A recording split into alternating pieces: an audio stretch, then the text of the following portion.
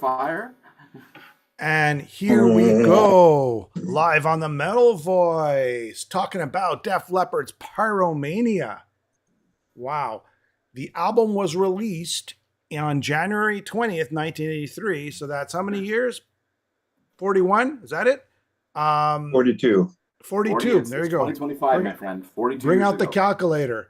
It's their third studio album, went number 2 on the Billboard 200, sold over 10 million copies just in the United States, spawned 5 major hits. It took 9 months to complete at a cost of £1 million, and it had to sell about 3 million copies just to break even. We're going to talk about the songs, the tour, the challenges, how Mutt Lang or Langer broke the band in those 9 months. Guys, this is one of the greatest, if not best, hard rock metal albums to come out, at least in the 80s. Stéphane Giroux, how you doing, my friend? Yeah, hi. So you want my opinion about Pyromania? Not yet. Let's break it all down. Do you want to go by song, and then we get an overall impression of this? No, we'll start by the overall. Go overall then, Stéphane. I remember when that record came out, bought it not long after. It was the very first album I bought on cassette. Until then, I was a vinyl devotee. And great album, great cover, great songs. It would never make me forget High and Dry. But look, this was a pure work of art for the era. You have to understand that in the early 1980s, hard rock was no longer welcome on FM radio, well, at least where I am. And, you know, the only experience we had was Quiet Riot, Come On, Feel the Noise, but the reality is Pyromania is the album that brought Def Leppard mainstream and that opened the door for so many more bands in the years to come. I worship that record to this day. It was a year of wonderful releases. The only thing that kept Pyromania from reaching number 1 was because of Michael Jackson's Thriller, who was outselling the top 10 alone. And it was, I remember thinking, Mutt Lang, is he going to try something closer to Back in Black by AC/DC? No, it turns out he further softened the band's sound, but he did not take their edge off. And that is why I think it's a record that stood and that stands the times. Yeah. Hysteria took it one step further, but Pyromania was the blueprint for how FM rock was written, from the early 80s on. It was no longer Foreigner. It was no longer any of those bands. It was Def Leppard before other harder acts finally came through on radio. All right. Mutt Lang made a deal with Def Leppard. He says, I'm going to do it my way if you want me to produce your album. Def Leppard said to them, please get us out of Sheffield, because even during High and Dry, they're still working day jobs. So they made a deal with the devil, and he says, I'm going to do this album. I'm going to produce it for you, and you guys aren't going to say nothing. We'll continue that. Perrin, your first encounter with Pyromania. Yes. It actually was my first encounter with Def Leppard, because, as I like to remind you guys, I'm a wee bit younger than the two of you. So, in January 1983, I was a mere 11 years old. But I was listening to, rock and roll at that young age. Or at least, I was seeking out whatever was on the video waves and starting to be on our local rock radio, and which Stéphane mentioned. local rock radio, maybe at that point, stopped playing the Cars and some of the other bands that were kind of new wave rock and started to play stuff like Def Leppard and Quiet Riot. So, I didn't have anything to compare it to because it was the first Def Leppard album I ever heard. And then shortly after hearing it, I went backwards to hear High and Dry, mostly because the video stations were playing the old videos they had done but no one had really seen, and even on through the night. But, to this day, using my 2025 filter, for me it's the ultimate Def Leppard album. It's the album that perfectly bridges the raw energy and rock side of the first two with the kind of production value and the pop sensibility of what came after. And it's perfect. It's right down the middle. And you can't overstate the importance of production in those days, because in those days, the record company, the band can think what they want, but the record company hired the producer, and the record company would say, hey, look, their first album sold 500,000 units. Second album sold 800,000 units. This needs to be album number 3. This needs to break them. Mutt, you do what you need to do to make these guys stars. And whether it was Mutt Lange or Ron Nevison or all the guys, when you see all these documentaries about, these 80s bands, they all complain about the producer because the producer had so much control. He was getting points on the record and then, again, but, they can say what they want about these producers. These producers made some great sounding records for them. And beyond anything else, Pyromania is a wonder for the technology of 1983. Getting back to this, Rick Allen was told, listen, we're going to use a drum machine. Now you're talking about the drummer of the band. You have been replaced. You can add a couple of cymbals and tom-toms here and there, but they replaced him with the drum machine, and he couldn't say nothing. Pete Willis, he drove him absolutely nuts, Mutt Lange, to the point of he was drinking and then found himself out of the band. Joe Elliott lost his voice. He kept singing. After 6 months, they haven't completed at least one finished song.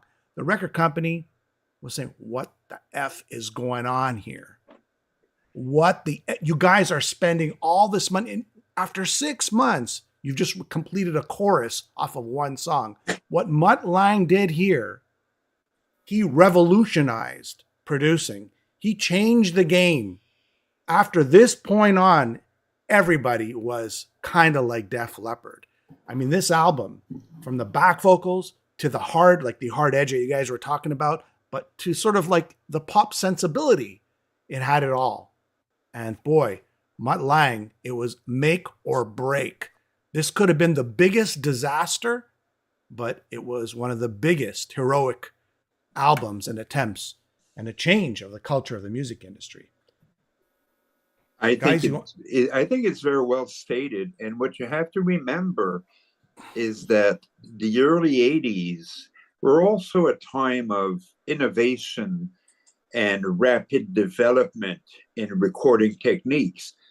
The 24 tracks that evolved into 48 tracks, and all the wizardry imaginable in the studios, the slow transfer into digital was starting to happen. And I think we have to keep that in mind. There definitely was a change of dynamics musically. And Mutt Lange said, you know what? He already had a few records under his belt that were highly successful. And what he did with Def Leppard is just mind-boggling. He took a rough diamond and polished it into the most beautiful jewelry you could imagine for the time. And let me say this, just on the Mutt Lange and his influence on the record and Rick Allen not playing. The one thing that's overlooked is that the members of Def Leppard at that point, when the album was recorded, ranged from 19 years old to 24. Rick Allen was 19 years old when this was being recorded. How much studio experience could a 19-year-old have? You know, how much discipline could the rest of them have to be doing in the studio what had to be done to produce a record of this caliber? You know, it's one thing for Mutt Lange to be working with Malcolm Young and with Brian Johnson, who were older men and very experienced, with you know, Mick Jones from Foreigner and Lou Gramm and Dennis Elliott. But it's a completely other thing to be working with a 19-year-old boy and saying, well, this is what you need to be able to do, and if you can't do this, I'm going to have to replace you for the record. And even the others, like I said, 23, 24 years old. So I mean, don't overlook the you know, being a studio musician is not easy. You know, it's one thing to get out there and rock out live, but to produce a studio record on a budget with high expectations, it's something else. So you kind of understand why some decisions were made. But people need to understand this. This is a big fact that kind of blows everybody's mind. Typically, when you record an album, you do the drums, you record the drums, you record the foundation, then you put the guitar tracks, the bass, you put the solo and the vocals. What they did was they kind of reverse engineered everything. They put the drums on last. So you had the drum machine, you build it up, and then you brought it down again. That's why these songs kind of sound a little off and weird, because they're not recorded in the typical foundation sort of recording process. It was build it from the top and then add. So it was like when I interviewed Rick Allen, he said it was a hybrid drum. So in other words, there was a lot of drum machines in there, and there were a lot of sort of analog stuff that he punched in. I would think less, but that's what he said. So I got to stick to what he said. Great drummer, and it's a shame. And you know what's even stranger, Stefan and Perrin? The drum machine kind of replaced him, and then Hysteria, it's just some bizarre turn of events. It became the drum machine as sort of the sound on that album. Well, after he lost his arm. Something quite major happened between those. No, but it was kind of like it happened before, like he was already replaced when he had two arms. That's what I'm saying. Yeah. So it was a very strange turn of events. Very bizarre. Guys, let's talk about the songs. All right. First time you heard Rock, Rock Till You Drop. Stefan? I rocked and I dropped. It had that effect on me. And I said, what a song. Welcome to my show. And then you have this onslaught of guitar and screams. And I used to think of myself, when they come to Montreal, they better open with that song. Guess what they did? But it was also, you know, for me, the opening track of an album sets the tone. I hate it when bands start with a ballad or an offbeat track. No, just set the tone, please. And for me, it absolutely did it. And it's funny how the guitars integrated with the keyboards, right? Because the keyboards were obviously there to add an extra texture. And by the way, Googling the album, I discovered that some of the keyboard was done by Thomas Dolby and Tony Kaye from Yes fame. So highly competent studio musicians accompanying a highly competent producer. It certainly captured what Def Leppard had to say on this record. You know, I just want to say this. It was a song. This is probably one of the only songs in the album that was sort of like they had the riff already as Medicine Man, which is on one of their, you know, compilation albums from a few years ago. So it was a song that they reworked and they called it Rock, Rock Till You Drop. When I first heard it, I loved the song, but I found that this is the only song I found it very childish, the lyrics at the time. I go, man, childish rock, rock lyrics till you drop, Def Leppard, rock, rock, never stop. Hand in hand. I'm just saying it was a little more childish than usual. That's what I'm saying.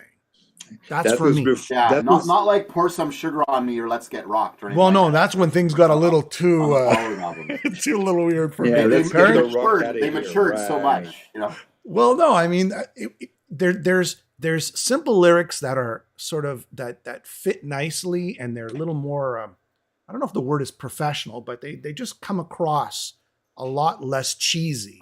And then there's just plain old cheesy. But who was the audience? You know, look, albums that sell 10 million plus need to have crossover appeal. You need to appeal to the 11-year-old Perrin, but you also need to appeal to the 16-year-old Stefan, but you also need to appeal to the 23-year-old woman working as a secretary at an office. You need to appeal to a lot of people to sell 10 million records. So, you know, for sure, you know, Rock Till You Drop. What did 11-year-old Perrin think of that? At the time, when I was young, that was my favorite song on the record. Because that was like Stefan said, you put on the record, you know, and it just grabbed you like right away. Like I probably didn't appreciate, you know, the hooks and the staying power of the hits on the album until later in life. But, you know, back then, Rock Till You Drop is what I wanted to do, you know? What I love about the song is the intro. That song. It's that keyboard intro, right? And then it just goes into a rock or a real hard rocking song. So that just really sets a tone. Think about how the album begins and ends, right? With the keyboard Mutt Lange sounding intro. And I guess later we'll talk about the last song, how it ends. So the drum machine thing, right? And the technology kicks off and ends the record. Yeah, it truly was Mutt Lange's pet project to see if he could pull something like this off. Photograph, Stefan, Photograph. Oh, that was a sexy song. And Marilyn Monroe through the camera lens, full of cliches. You were talking about silly lyrics. Well, take two. And look, it was the first radio hit. I thought it was quite a catchy song. It was not my favorite, but it was a very, very catchy song. I was sort of disappointed after when I found out that most of the drums were drum machines and that Rick probably had very little to do with it, but that in the middle used to. Oh my God! What a powerful, youthful, energetic party song. I think this is one of the biggest. The song has lasted till to this day as a strong, sensible, melodic, catchy, radio friendly, appeals to the masses. But when you really listen to this song, it's really a complicated pop song. Try to sing it. Try to play this song. Try to play the song live. It ain't easy. I've seen a lot of cover bands do the song live and butcher it. This is a very different. Those back vocals, those vocals, this is a very difficult song. Even the scream brings that little metal vibe to it. Perrin? The opening riff, if you were making a time capsule of, you know, great riffs of the 80s, like when you think 80s guitar riffs, you think like Jesse's Girl by Rick Springfield. You think I Will Follow by U2. You just think about pop and rock music in general, you know? Some of the Steve Stevens, Billy Idol riffs, you know? But this is one of the iconic riffs of the 80s. You know, when you can hear the opening, like, 4 chords of an album, of a song, I agree. 40 years later, and know what it is right away. Yeah. Like, you know, there's none, you know how sometimes you hear something and you're like, okay, wait a minute, I know that, give me a second. There's none of that with the opening riff of Photograph. If you're our age, you hear that and you know what it is immediately because it's the one of the most iconic riffs of the 80s. The riff makes the song, or at least gets your attention, and then kind of everything you said, the harmonies. And actually, I don't think the lyrics are as immature as Stefan said. I mean, for sure, Rock Till You Drop, you know, and maybe some other stuff on the album. See, rock, drop. There's a very easy, you know. You know, as an ode to Marilyn Monroe, again, these guys were in their early 20s. What did they even know about Marilyn Monroe? You know, so I don't know how much help they had writing the song in the studio, but, you know, I think it's actually a pretty well-crafted song considering where these guys were at that point in their lives. Because it'd be easy to write an album of 10 party songs, right? This isn't that. Guys, if you take this song apart sort of like as a musician or just like someone who studies music, you could see how complex it is. And it's a short song, but there's so much going on. To what Stefan said, the guitar solo, right?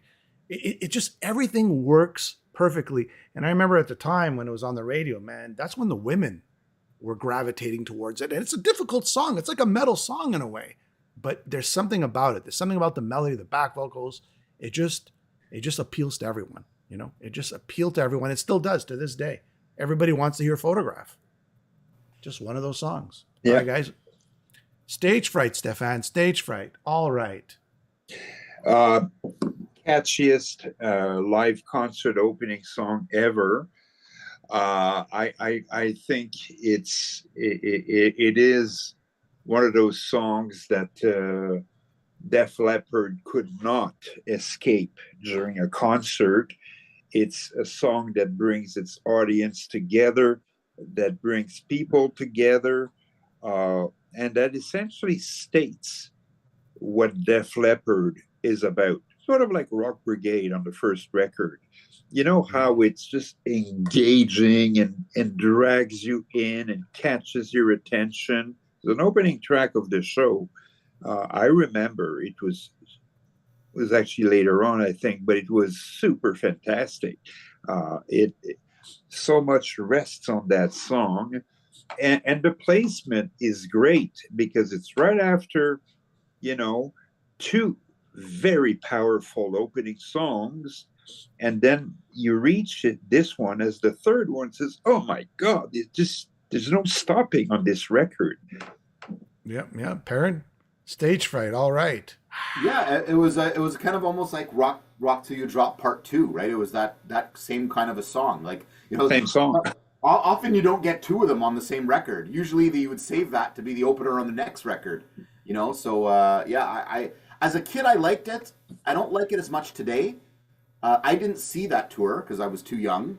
I saw them on subsequent tours, but unfortunately they retired that song for a long time. Obviously.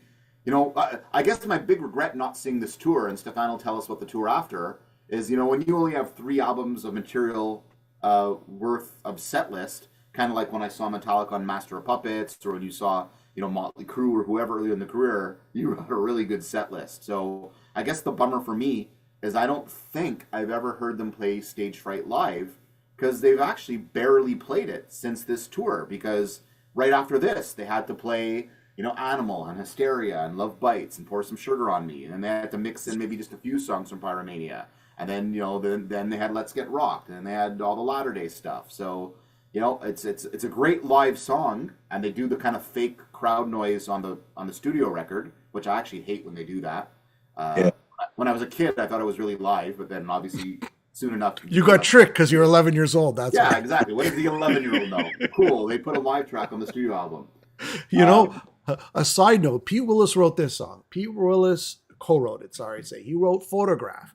I mean, half the album, he laid down his guitar tracks and drank so much because, Mutt Lange was driving the whole band insane. Steve Clark had to go into rehab because he was getting driven insane and driven to the bottle because he couldn't take the pressure. Perrin, to your point, these are young guys. They're not used to this kind of pressure. You guys owe millions on it. You owe millions. You better deliver, right? And he's grilling them night after night and day after day. And these kids just crumbled. Joe Elliott losing his voice in the studio. Maybe a 4-year-old can deal with it, the pressures of life, but maybe a young guy knowing that he's going to be in so much debt, if this fails, it's not easy. It's not easy on your ego. It's not easy on your body either, right? So just a side note on, Pete Willis and his sort of fall out of the band. They gave him chances, and they tossed him.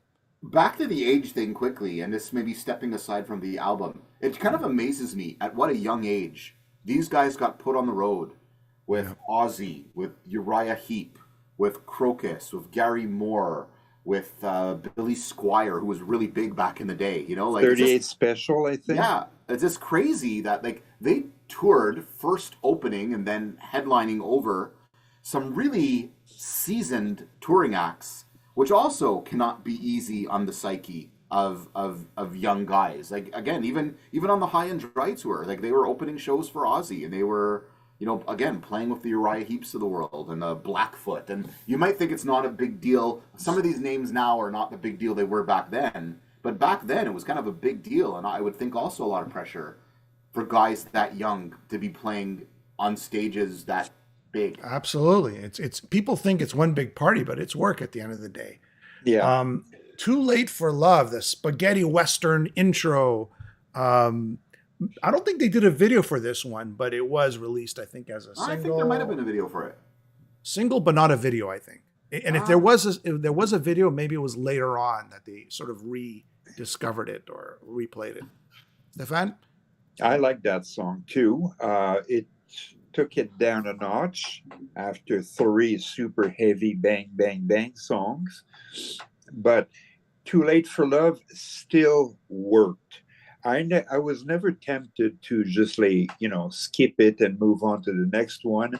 I felt that, the first side is so consistent musically that even the slower track never turned me off. I think it's a well-constructed song, might be a bit overproduced. I get the keyboards, I get the ambient sound that Mutt was trying to create. A little bit too much of it. But the rest of the song holds well. Man, the vocals and the melody is just great. It's such a high noon spaghetti western intro. I don't know. It's going to save the girl and the cowboy story. Perrin, what'd you think? I like this. I mean, again, at that point in my life, I wasn't necessarily a ballad guy. And, all the ballads from all the bands that followed were kind of like love songs. After this, you got the Bon Jovi kind of "I Will Love You Always" and "Every Rose has its thorn." Like all the ballads after this were love songs, and I guess in a way this is a love song, but there was a certain darkness and heaviness to it.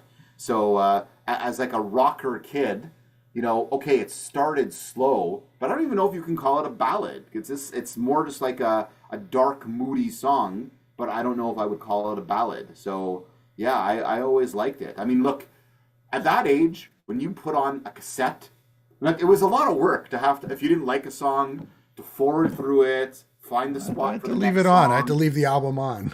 But yeah, like I was. They don't want to get up. They don't want to get up. Being a bit younger than you guys, you were vinyl. I was a cassette, and so you love it when you like the first 4 songs on the record because you don't need to kind of with your boombox just kind of like, okay, is it far enough? Oh, now I went too far. Go back. So it was great that like boom, we're 4 songs in and we're 4 for 4 as far as I'm concerned. There's something about Too Late for Love. There's a quirkiness to this album because it was recorded so bizarre that it just doesn't sound like anything else. Like you put on any other band, any other album, this song and this whole album, it just doesn't sound like anything, right? At the time, that is, at the time. All right, Die Hard the Hunter. Now we're getting into the deep tracks. Stefan, what'd you think of this guy? I do not know why it's a deep track because for me, it's a song that, okay, it has a bit of mystery darkness about it, but I think it's as strong as any hit from that record.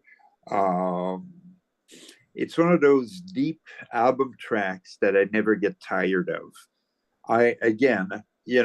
Deep track, I never felt like skipping it on cassette, vinyl, or CD, or streaming. It's a song that holds its place on the record very well. Okay, should it have been a closing track on side 1? Maybe not. I think it deserved better, but very strong, long, extended song with a lot of solos. I think it's a classic, even though it's a deep track. Yeah, I don't know if, and I was talking to Perrin about this before, if this was released instead of Rock Until You Drop or Photograph, one thing the executives did get right, they released the right singles. They picked the right songs to break the album. Because if this was released, it's a great song as a single or a first video, I don't think it would have done the sales that, it could have done, right? Perrin, what do you think of Die Hard? You're right, because it would have gone over the 11, 12, and 13-year-olds' heads. And it's true. It's probably my least favorite song on the record. But like having said that, my least favorite song on the record is probably like a 7 or a 7.5 on 10. It's a great record. So I do think it's a good track to end an album because you've just had 4 very hit singly kind of songs. I always liked the end of a side to be this kind of darker thing or just the different thing. But I don't know if I skipped it, but it wasn't my favorite moment. It was maybe I left it on in the background and went to do something in the other room and I came back kind of song for me. Like I like that opening line, let's welcome home, soldier boy, far away. I'm like, oh, something cool's gonna happen here. Then you got the Atari sound effects too, the Atari sound effects going on. You know, but like I said, I think again it's an age thing, and I think just at that time in my life, it went over my head because it wasn't as easy to process as Rock Rock Till You Drop or the opening riff of Photograph, or something like even like Too Late for Love, which was kind of like a popular-ish ballad. Yeah, so just to this day, not my favorite, but not a bad song. And actually, if anything though, I think it shows another side of them. I think it shows like a progressive side of them. Like, you know, you kind of almost hear the influence of some other kinds of British rock in that song. You know, you can hear like a Uriah Heep. In a way, I almost hear Pink Floyd, not like the pace of the song, but some of the sound effects and stuff like that. So, you know, I guess as an older person now, I although not quite qualifying for a senior's discount yet, I kind of appreciate it more than I did back then. But it's still kind of not my favorite on the record. I agree with you, Perrin. I do like the song a lot, but I've only grown to love it over the years. You know, you're used to the big hits and you go, well, what else is on this album? And you go, oh man, Die Hard, The Sender. I really should have listened to this more when I was a kid, when I was a teenager. You know, this is not the song they were playing on the radio.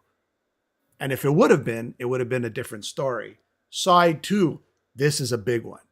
This is a big one. I remember this song being played on the radio, played on the videos. Foolin. This is a creepy, dark intro. You know, start off with the sort of acoustic guitar, electric guitar, a lot of flanger chorus effects, and then it goes into the vocal delivery, the back vocal delivery, the freaking guitar solo, the stop and go of the guitar solo. This has everything. And it was still a massive hit. Like you would think a prog rock fan would have loved this, but it was just, there's something about this song that just made it so great. You never heard anything like this, Stefan? I agree with it. I cannot, you know, this is an album that did grow with time on me. Like most people, I was attracted to the hits, and then 2 hits, and then 3, then 4. And then like half the record are radio hits. And then you discover that the non-hits are just as good. I mean, it's part of a full product.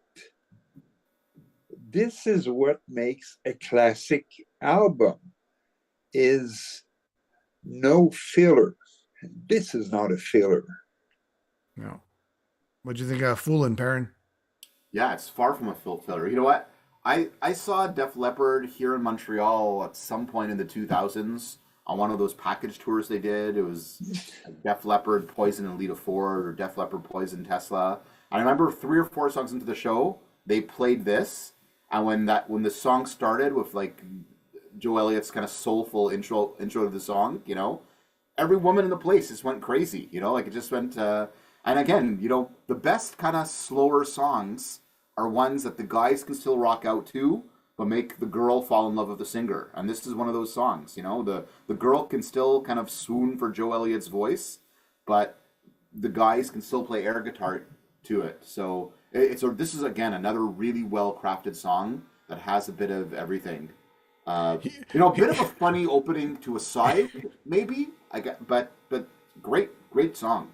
You know what? I remember when I first heard this, and you hear that guitar intro, and you go, "What is this, Rush? Like, what band is like just that opening sort of like, you know, acoustic part?" And you're going, "What's going on here?" And then it just breaks out into this epic track.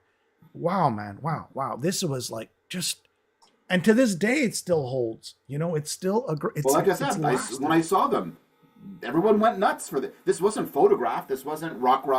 This wasn't Rock of Ages. But people went nuts for Foolin' when I saw them play live. For Foolin', like you didn't want to like it, but you loved it. It was so easy. Agreed. All right, Rock of Ages, Stefan, the Bible, Rock of Ages. That's where it was sort of inspired from, some sort of hymn.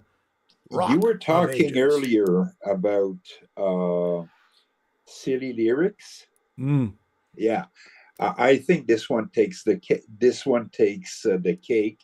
The video was absurd.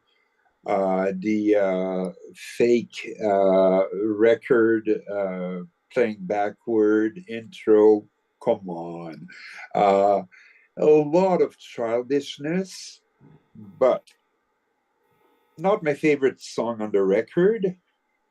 But when they did that song in concert, Joe Elliott could get each and every section of the arena singing one by one. In fact, it was kind of getting long after a while. Never been crazy about audience participation myself, but I look. It is what it is. It's a song that you know.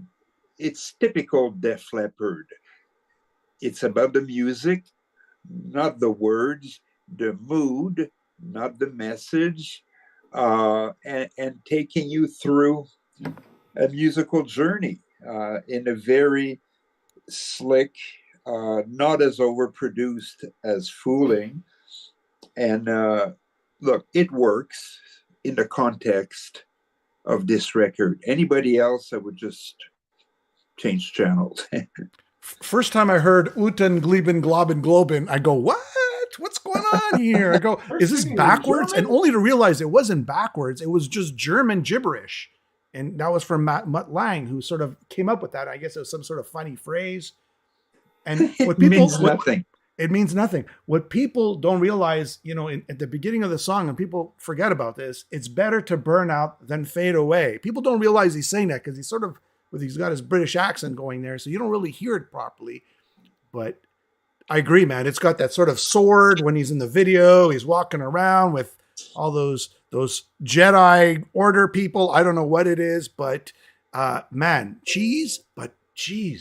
He was trying to pretend he was trying to pretend he was Robert Plant, and the song remains the same. Joe Elliott on the singing on this album is like top notch, to the soft, to the harsh, to the screaming. He's just off the charts. Perrin? Well, again, now when they tour, they have many albums to draw from. Sometimes they can only play 2 songs from Pyromania. And when in the set list they can only play 2 songs from Pyromania, the 2 songs they have to play from Pyromania, or the crowd will riot, are Photograph and Rock of Ages. They have to play the song. Again, iconic. I can't use the word enough when I talk about this album. You have the Untum Lieben Glauben Globen opening. Iconic. You have the cowbell. Hey, you put cowbell in a song, it's going to be a hit. Iconic. His little speech, it's like, I got something to say. It's better to burn, quoting an old song, better to burn up and fade away. And then, a big chorus that's easy to remember, that everyone can sing along. It's not like, some choruses you're like, that's great, but what is he saying? It's very clear what he's saying, right? It's a Rock of Ages. It's like, it's timeless. It's genius in its simplicity. It's genius in its simplicity. Again, the 2 big hits, Photograph and this one, are must plays and I don't get sick of them. I honestly don't. It's funny. I get sick of You Shook Me All Night Long. I don't want to hear it. I get sick of You Give Love a Bad Name. I get sick of other of the same kind of songs from the era. But yeah. I don't really get sick of the song. And let me say, I don't listen to Def Leppard every week. I don't go to see Def Leppard every tour. But, if I see Def Leppard every 5 or 7 years and they play this song towards the end of their show, I'm good with it. You know what? Also, a lot of people miss that during the guitar solo, there's some sort of spoken word. It's backwards, and it says F the Russians. If you listen really carefully. But you'd have to play it forward to understand it. That's basically what it's just got all these little things, sound effects going on, and little words and backward messages and gibberish and blah, blah, Easter blah. eggs. Easter eggs is the right term. Yes. Easter eggs all over the map. Now, Coming Under Fire, the next track. Okay. This could have been off of High and Dry, but what'd you think, Stefan? really, really heavy song. I feel that it's one of the less commercial songs on the album, but certainly, again, among the ones I still like very, very much. I still crank it up. Um, I truly wish it would have received more attention in the context of the album, but how many more hits can you stick on an album, Yeah. right? Uh, like I said earlier, I think it's not a very long track, uh, but there's an awful lot of raw energy in it. I see that Lange is credited as a songwriter. In fact, so is Pete Willis. Um, it's strange because in my mind, it's the song that sounds the least overproduced of the album, the least Mutt Lange of the album. I don't know if you know what I mean, but almost, like you said, could have come off of High and Dry when the band was still relatively raw. Now, I agree. I'm Yeah. kind of glad they put it there. Me too. Side note, only very few songs were brought in. They wrote the album in the studio with Mutt Lange, basically. That's what it was. It was all from scratch, more or less. I think what they're doing, they're playing all kinds of riffs, and there's some of the riffs, there's some tapes online. Basically, just played a whole bunch of riffs until they put it all together. Best stuff, best riffs, best performance, and that's how they came out with this album. So it wasn't a pre-production album. It was in the studio writing the album and creating it. Baron, coming under fire. So this is my favorite deep track on the album. I guess taking one of Stefan's points a bit further, if there would have been room for one more single, I think this could have been that single. Even though it wasn't quite Photograph and it wasn't quite Rock of Ages, you know what it was? It was coming under fire. One of my favorite bands, a band that surely influenced. This song, I feel, could have been like a Thin Lizzy song. I love Thin Lizzy. This could have been a Thin Lizzy song. And I hear that in the guitar. I think actually the vocal harmony and even the chorus is just fantastic. One of the better ones on the album.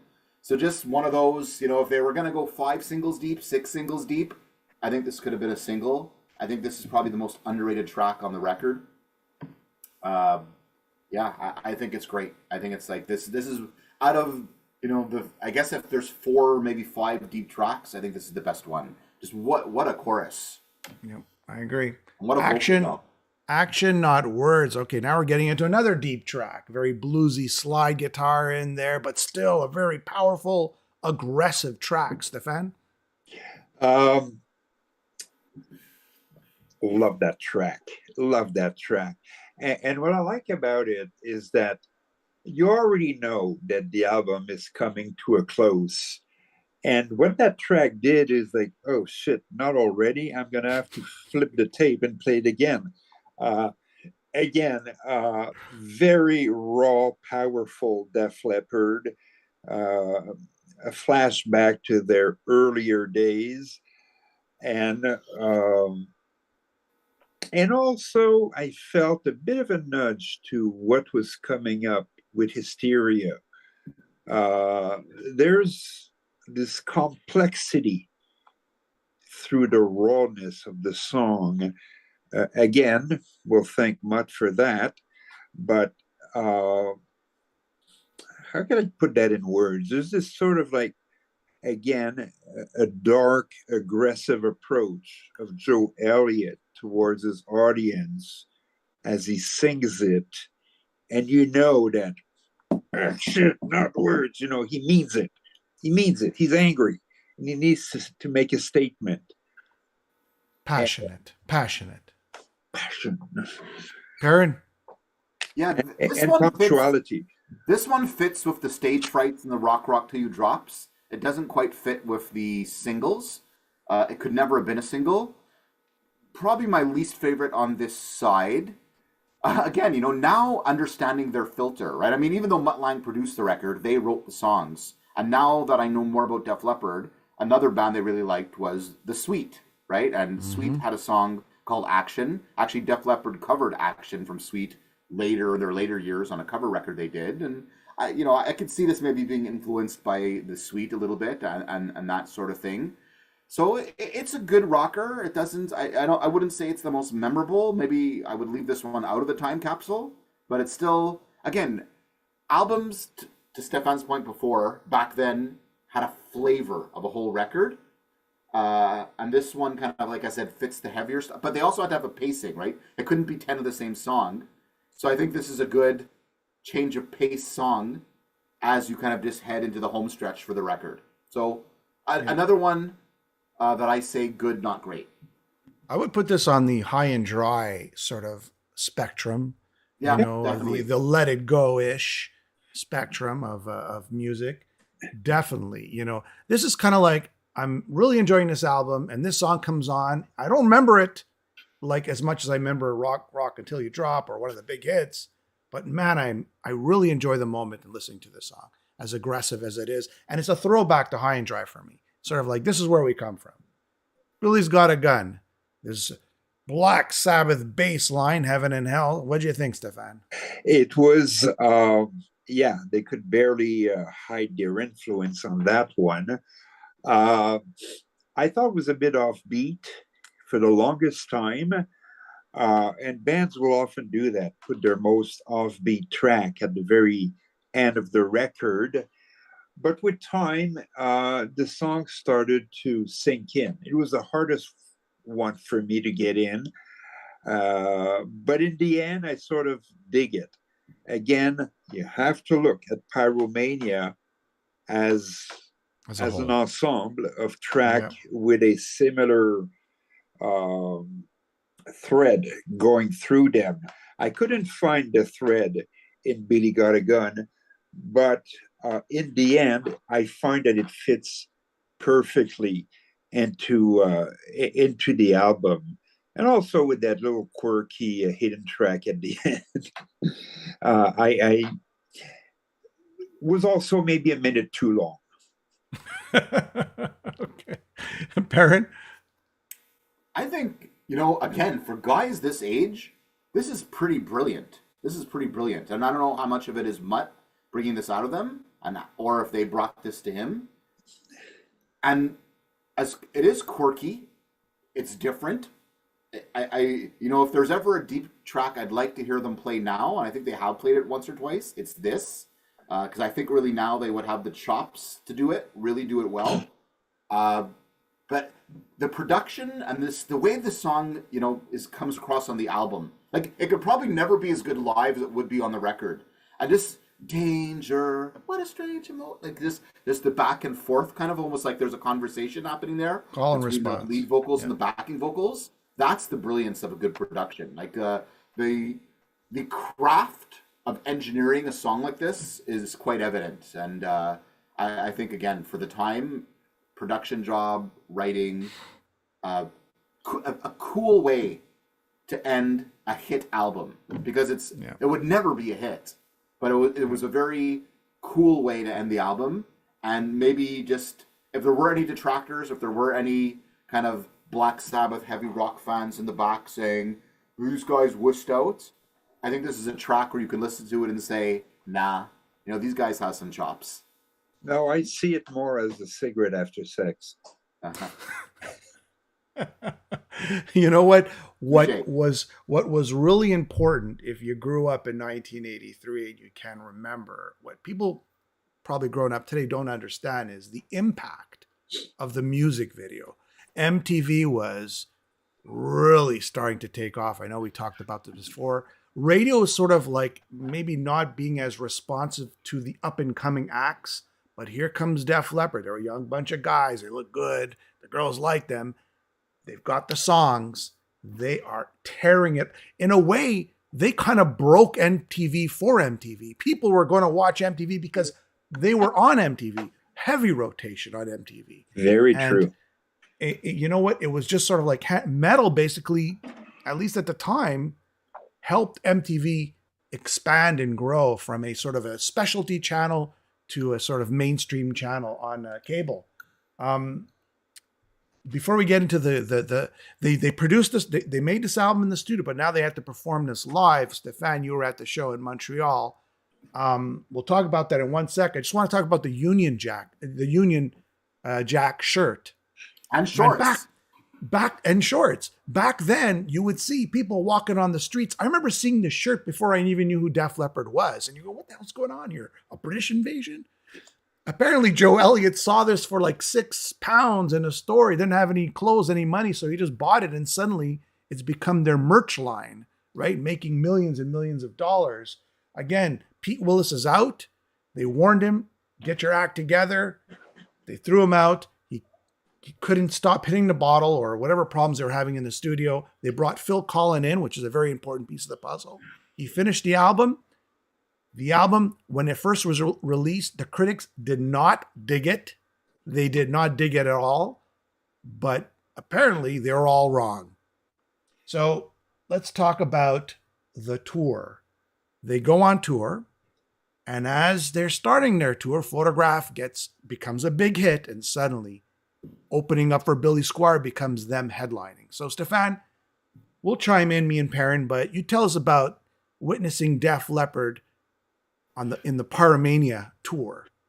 Yeah, I remember it was I think in the spring of 1983.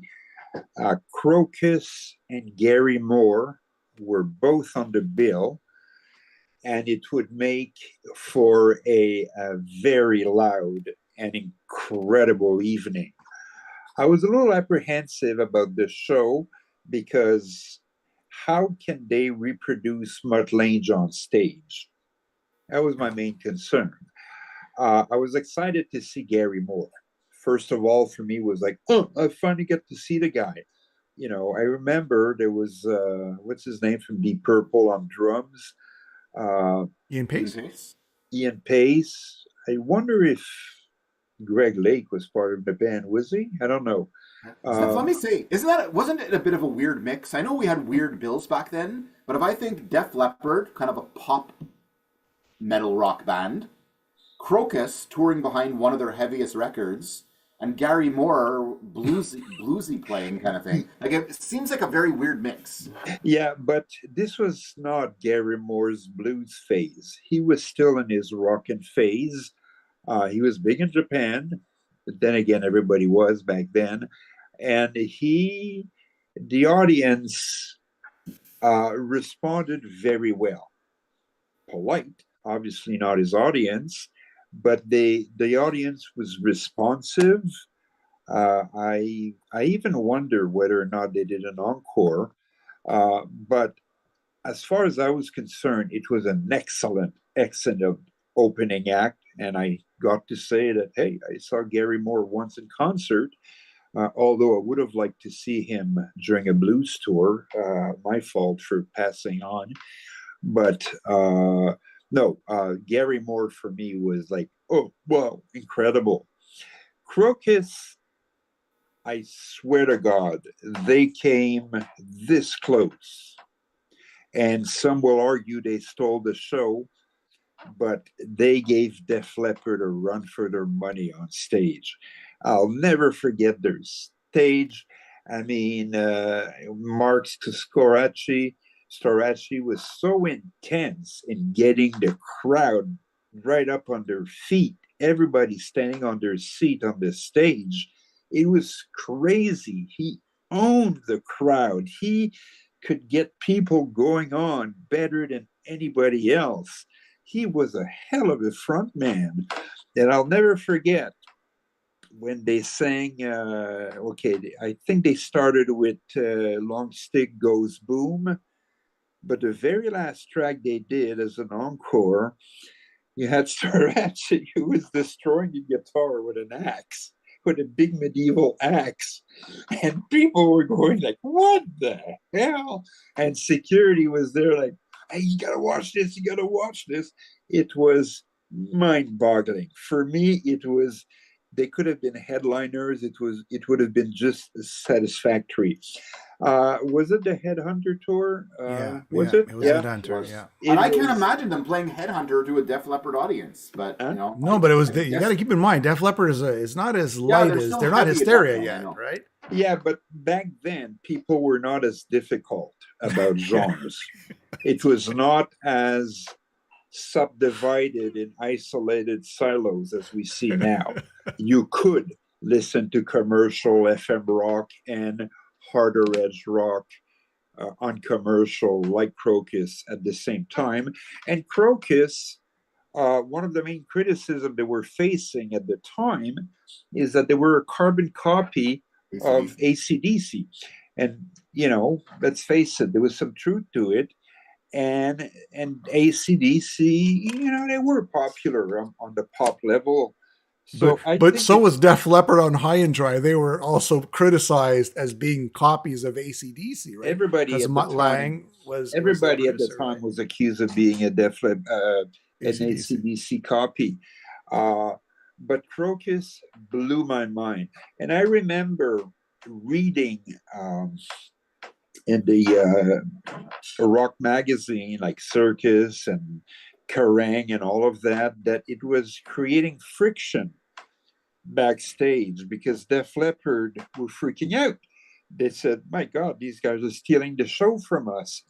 And then they had arguments about the time they would spend on stage, because I think they got way more than, I think they got 45 minutes. Well, I talked to him, right? I talked to Mark Storaci a few times and I asked him about this. And everything you're saying is bang on. There was lines. You're not allowed to go here. You're not allowed to go there. You're not allowed to do sing-alongs with the crowd. You're not allowed to have an encore. And everything you're outlining here was all that happened. And then Def Leppard one day goes, listen, guys, you're off the tour.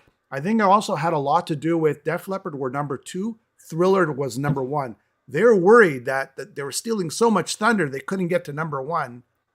Just as, again. Well, you guys talk. I'm curious because I want to look at what point Crocus left the tour and who replaced them. So, but what you're saying, Stefan, is bang on. Crocus was, I wouldn't say stealing the show, but just as good as Def Leppard. Yeah. And when I talked to Mark Storaci, he said, Jimmy, it was amazing. Both bands were at their peak with their peak albums. I mean, and then they shut it down. They just shut it down. They should have just let it go. And it caused friction where Mark Storaci and Joe Elliott only sort of reconciled, or whatever you want to say, became friends. You're talking about 30, 40 years later and everything was better. Yeah, when they both needed money. I don't know about Def Leppard, but but when Def Leppard got on stage, Rock Till You Drop was this bang, exact song I was expecting. I had an excellent seat. I remember I was on the 5th row on the floor, and people went nuts, standing on their seat on the floor from the first riffs. The sound was extremely loud, and my apprehension about the sound quality and finesse of the sound live compared to the Mutt Lange version in studio was not that bad. It worked. Now, I listened to the Montreal bootleg 40 years ago, and maybe they kind of sucked. And yeah, Joe Elliott was maybe out of voice, but it was super entertaining. I have this here, the deluxe Pyromania, and it's basically, I don't know where they felt, it's a live version of that tour. Everything you're describing, it's probably the same set list too. Rock Till You Drop, Rock Brigade, High and Dry. Interesting enough, they played Billy's Got a Gun. What's even interesting is that it was a red, considering they had 3 albums filled with potent hits. They did play quite a few, I wouldn't say obscure songs, but, Another Hit and Run, okay, Mirror, Mirror, okay, that's, but for Wasted was the big, for me, Wasted was like, I always loved that song. Yeah, but like, Bring On the Heartbreak with the Switch 625 But musical interlude. Stage Fright 2 they played, which is bizarre. A bizarre choice for that album. That's all I'm saying. Yeah, well, they closed the show with it. And the encore was Traveling Band by CCR. I don't know if I see that working. That's odd. No, Yeah, I think what they do was, on the set list, what they do is they say the song that they played when they finished, not the band, but the song. You know when they played. No, but did they play it, or was it playing over the PA? I don't think they played it. Do you think they played it? Because then I would be in here. They always played a cover or two in encores back then. Yeah, you're right. I remember you're right. Cruz to end of Jailhouse Rock, and I thought that was the worst thing. No, it's there. It's there. You're right. It is there. Yeah. And look, it was a very, very high energy show, and I think when I walked out of the forum, I felt talk about having your money's worth. Crocus, best live act you could think of at the time. Def Leppard, a hit machine, nonstop. I do remember thinking, wow, that new guy, Phil Collin on guitar, he came across as somebody who, the adult in the room. You know, you had 4 children, 4 teenagers, and then a guy who was really, really comfortable with his instrument. Yeah. He was not an amateur, you know. He was a veteran. He actually played in a British band called Girl with Phil Lewis, who became the singer of LA Guns. And yeah, he is a little bit older than the rest of them and was more seasoned. And maybe that's what they needed in the band at the time. Yeah, so, and it showed. It really showed. Colin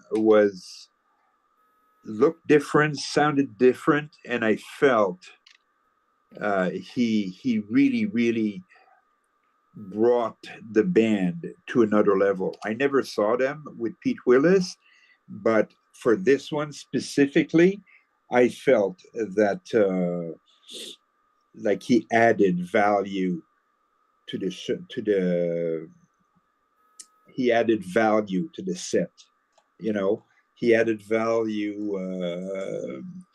to the whole package, really.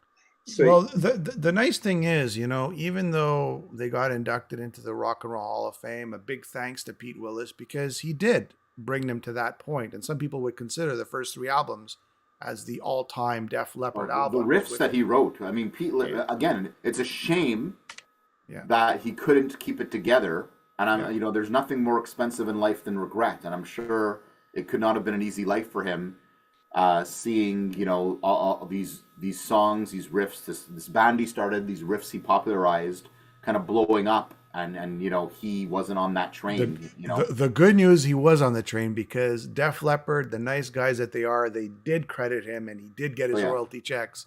For Pyromania. But there still, you go. Who wouldn't want to be part of it and be on the tours and have all the adulation and maybe still be there? And by the way, guys, I looked it up.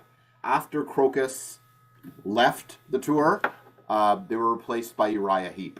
So, I mean, still a big band, but probably at that point in 83, 84, Uriah Heep was probably not at the peak of their popularity in North America, and probably would have been considered a safer opening act at that point than Crocus would have been, I would think. I think this Ken Hensley was already out of. I don't know. Was David Byron still alive? No, he was not. Yeah. So I mean, right. So it was Mick Box's Uriah Heep. If it was today, people would be saying, "Oh, it's a cover band," which maybe they would have been right. You know, I don't know. Oh boy, would have been a cover band a long time ago, guys. Yeah. I hope everybody enjoyed. You know, sort of revisiting. Stefan, do you want to say something? Yeah, you were mentioning the joke about the Union Jack being sold at the merch stand. I'm one of those suckers who bought one. I'd like one today. I guess they have them. Yeah, but this was 1983 Separatist Quebec. Yeah. And I did not think about that. Me being a proud Francophone, didn't cross my mind. And my family, like, what? Qu'est-ce qui se passe ici, Stéphane? Qu'est-ce que c'est ça? Québec, c'est. and then my friends at school, and then riding the bus. And then I remember going to the Saint Jean Baptiste that summer, and my friend says, "I don't think you should wear that shirt." You get pelted of eggs, man. The And for it's people who not as don't, bad. It's not as bad today, but 40 years ago, you did not want to be a French Canadian expressing pride in the British Crown. I guess it would be equivalent to be in being in Ireland, walking around with that shirt. I guess in the 70s, maybe in the 60s, right? Yeah. So it's Yeah. We're not as violent. But no, yeah. no, not at all, not at all. Yeah. And again, Joe could say that was an accident, but now they will always talk about their influences. They will talk about Bowie. They will talk about Queen. They will talk about Thin Lizzy. They will talk about Sweet. They will talk about the Faces. So, I mean, Def Leppard were very proud of their British heritage and the music. And the funny thing is, Great Britain was one of the last places they broke. They broke in America way before they broke in Great Britain. They actually had a very hard time breaking there, despite their affinity for British rock. And I guess in a way you can say they've become British rock royalty. But it's just funny how that worked out. Absolutely. Yep. Pyromania. Celebrating how many years again? 42, 43? What do we say? 40 to 83, 42 years tomorrow. 42 years tomorrow. For some people, it's today. Guys, it's been a pleasure revisiting this album. I love going back to these classic albums and just talking about them, remembering them, and finding little tidbits about them that people forgot about or never knew about. So it's really fun sharing that with you guys. So thank you, everybody, for watching. Everybody else have a great night. Thanks, Have a guys. good one.